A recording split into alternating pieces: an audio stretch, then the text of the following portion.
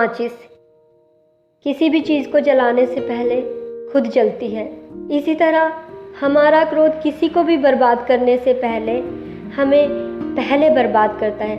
जी हाँ दोस्तों, क्रोध एक ऐसी आग है जो हमें अंदर से जला देती है, हमारे अंदर की शांति ख़त्म कर देती है, हमें अंदर से खोखला कर देती है, हमें हमारे रिश्तों से दूर कर देती है और हमें शारीरिक और मानसिक रूप से भी विकलांग कर देती है।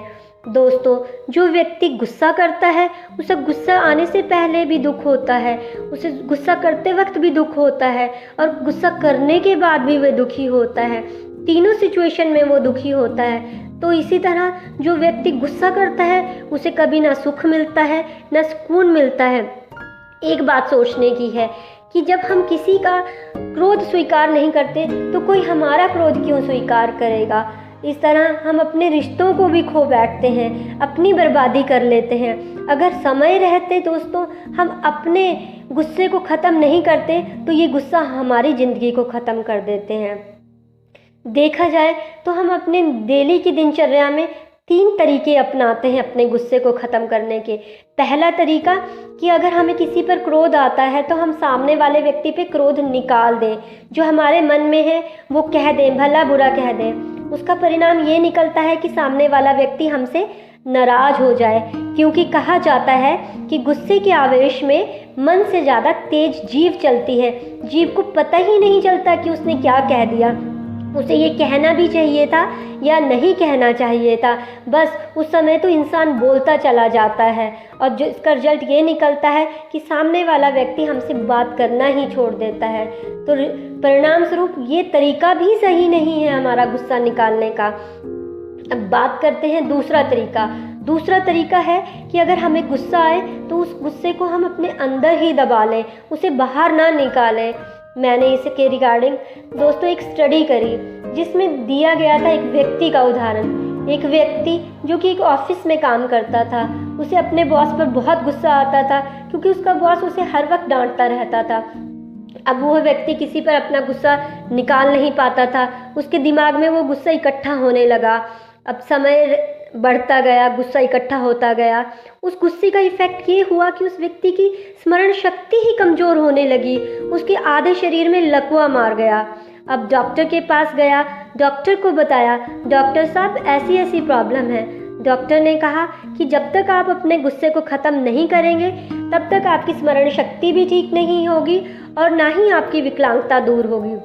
उस व्यक्ति ने मन ही मन प्रण कर लिया कि आज से मैं गुस्सा करूँगा ही नहीं। जैसे ही उसने गुस्सा करना छोड़ा वैसे ही उसकी स्मरण शक्ति भी ठीक हो गई, उसकी विकलांगता भी ठीक हो गई। तो दोस्तों देखिए, अगर हम अपने गुस्से को अंदर ही दबा लेते हैं तो ये हमें किस तरह से विकलांगता देता है, चाहे वो शारीरिक रूप से है या मानसिक रूप से है। परिणाम स्वरूप ये तरीका भी सही नहीं है अपने गुस्से को निकालने का। आइए बात करते हैं तीसरे तरीके की। तीसरा तरीका, हमें क्रोध कब आता है? हमें क्रोध तब आता है जब सामने वाला व्यक्ति, चाहे वो कोई भी हो, हमारी इच्छा के अनुसार बात नहीं करता है, जो उसकी बात हमें पसंद नहीं आती है तो हमें उस पर क्रोध आ जाता है। अगर उस सिचुएशन में हम वहाँ से उस व्यक्ति की क्रोध आने वाली बात को ही माफ़ कर दें या भूल जाएं तो क्या होगा कि हमें क्रोध आएगा ही नहीं। इसके लिए हम महात्मा बुद्ध की ज़िंदगी से एक बहुत अच्छा उदाहरण लेते हैं। महात्मा बुद्ध एक बार एक सत्संग में बैठे हुए थे। एक व्यक्ति आया, आकर सीधा ही उनके मुंह पे थूक दिया और कहने लगा, आप नहीं जानते हैं कि मैं आपसे कितनी नफरत करता हूँ। ये कहने के बाद चला गया। महात्मा बुद्ध ने अपने मुंह से एक शब्द भी नहीं कहा।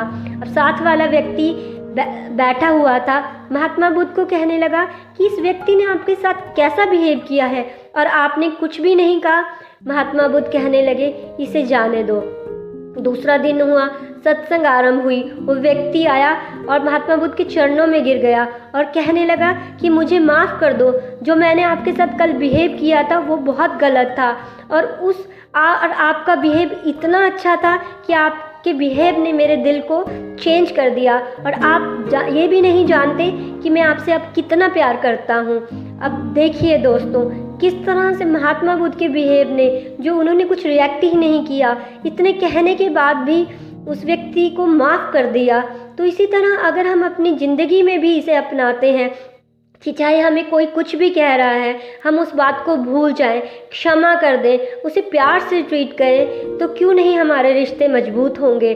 दोस्तों, अगर हम अपनी डेली की ज़िंदगी में देखें तो हमारे बहुत से रिश्ते हैं, जैसे हमारा रिश्ता माता पिता के साथ है, पति पत्नी का रिश्ता है, दोस्ती का रिश्ता है, या फिर भाई बहन का रिश्ता है। अगर हम इन रिश्तों में एक दूसरे को माफ़ नहीं करते हैं, एक दूसरे की गलतियों को क्षमा नहीं करते हैं, या फिर एक दूसरे को प्यार से ट्रीट नहीं करते, तो ये रिश्ते समय के साथ ख़त्म हो बर्बाद हो जाएंगे, और ये सब कारण बनेगा हमारे गुस्से के कारण ये सब कुछ होगा। तो दोस्तों, अंत में कहना चाहती हूँ कि प्यार सजाता है गुलशन को, नफ़रत वीरान कर।